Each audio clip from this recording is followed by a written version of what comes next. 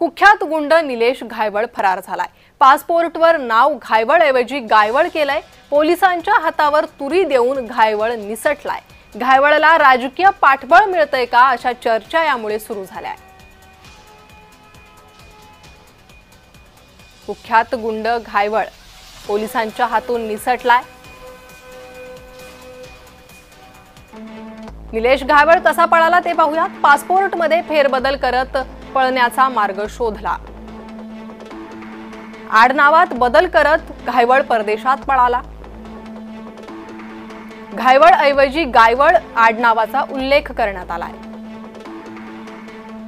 पासपोर्टसाठी अहिल्यानगरमधील पत्ता दिल्याचं उघड झालंय।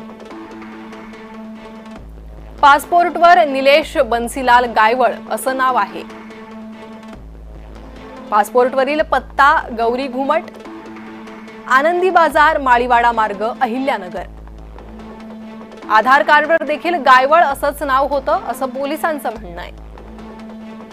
पासपोर्ट व्हेरिफिकेशनसाठी आधार कार्ड, पॅन कार्ड जोडलं। व्हेरिफिकेशनसाठी भाडे करार पत्रही जोडलं होतं असं पोलिसांनी सांगितलंय।